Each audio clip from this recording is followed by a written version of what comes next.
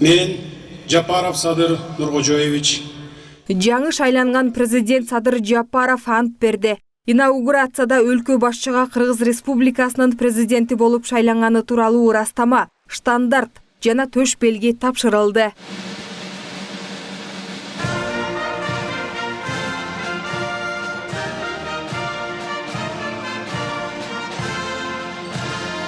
Президент Садыр Жапаров мамлекет башчы катары алдына койгон негизги иш максаттарын айтты. Ал өз сөзүндө октябрдагы саясий окуяларга токтолуп, бул жолу калың элдин жеңиши уурдалбайт деп билдирди.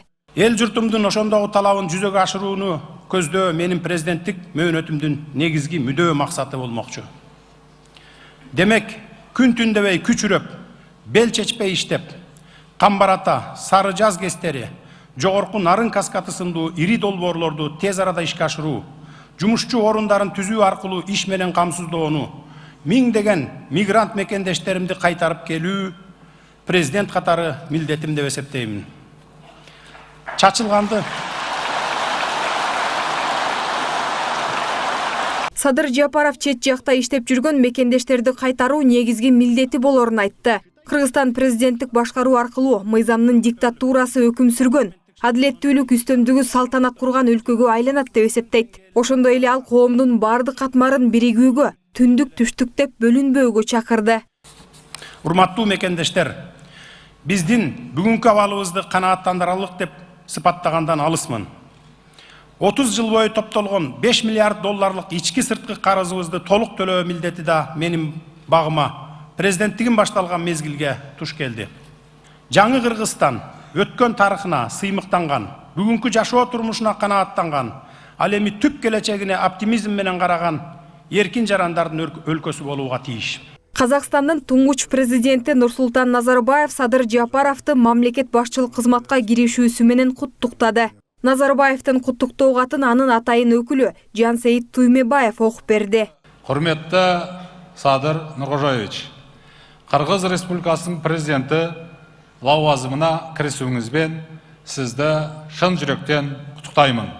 Бүгүн Европа биримдиги да Кыргызстанды ар тараптан колдоосун уланта берерин билдирди.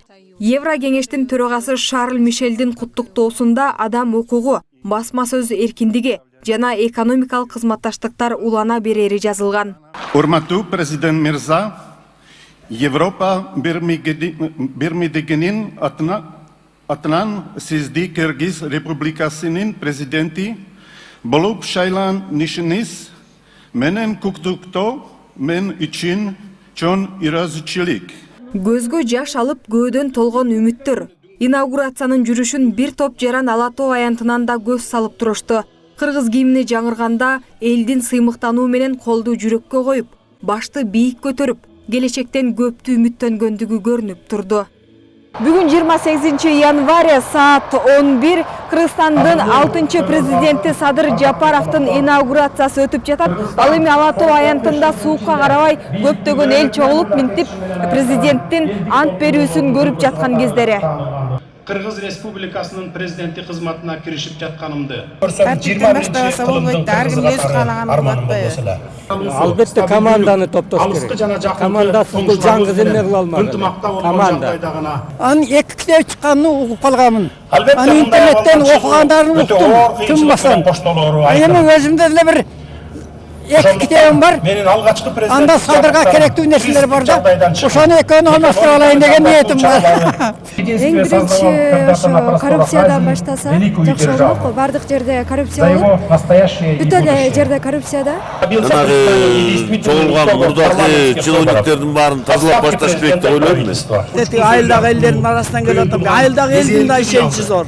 Эмтөөлүгүбүз түз болсун. Татмакай тагдырыбызга көңүл салган жашнакай жакшы башчы болуп берсин Кудайдан тилейм.